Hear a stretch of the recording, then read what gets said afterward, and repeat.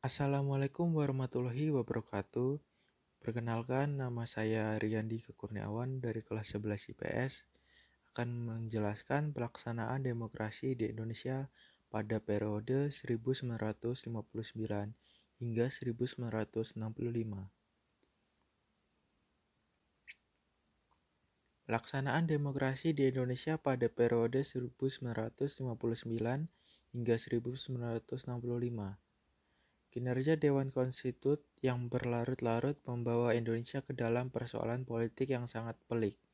Negara dilingkupi oleh kondisi yang serba tidak pasti, karena landasan konstitusional tidak mempunyai kekuatan hukum yang tetap, karena hanya bersifat sementara.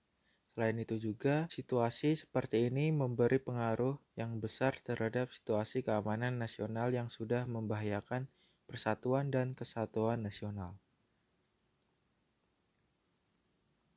Tindakan yang dilakukan Presiden Soekarno. Presiden Soekarno sebagai kepala negara melihat situasi ini sangat membahayakan bila dibiarkan.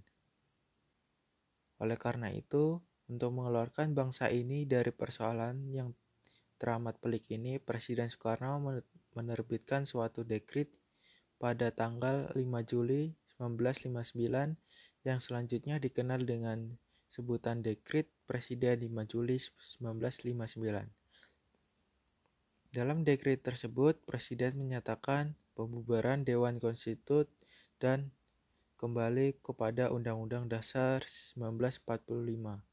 Dekret Presiden tersebut mengakhiri era demokrasi parlementer, yang kemudian membawa dampak yang sangat besar dalam kehidupan politik nasional. Selanjutnya yaitu era baru demokrasi dan pemerintah Indonesia mulai dimasuki, yaitu suatu konsep demokrasi yang oleh Presiden Soekarno disebut sebagai demokrasi terpimpin.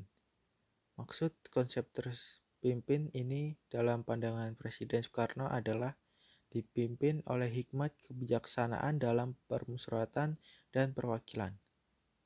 Demokrasi terpimpin merupakan pembalikan total dari proses politik yang berjalan pada masa demokrasi parlementer. Adapun karakteristik yang utama dari perpolitikan pada era demokrasi terpimpin, yaitu sebagai berikut. Yang pertama, menggambarkan sistem kepartaian.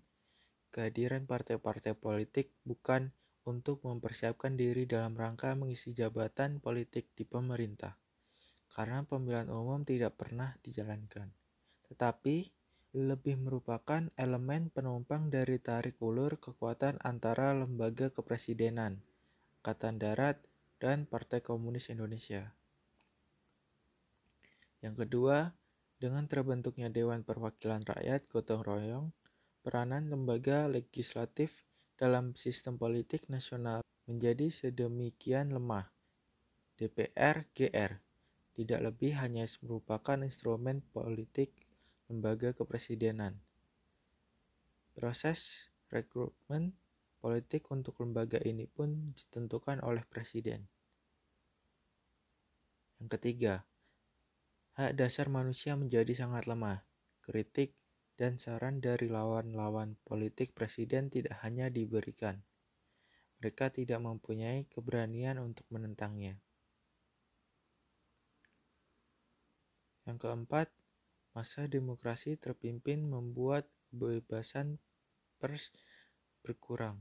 Sejumlah surat kabar dan majalah dilarang terbit oleh pemerintah seperti misalnya Harian Abadi yang berafiliasi dengan Masyumi dan Harian Pedoman yang berafiliasi dengan PSI.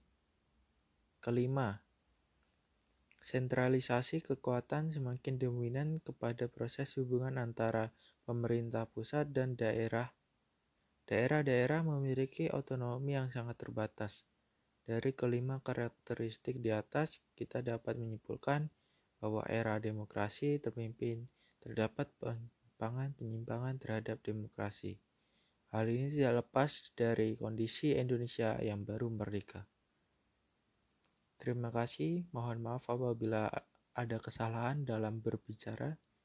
Wassalamualaikum warahmatullahi wabarakatuh.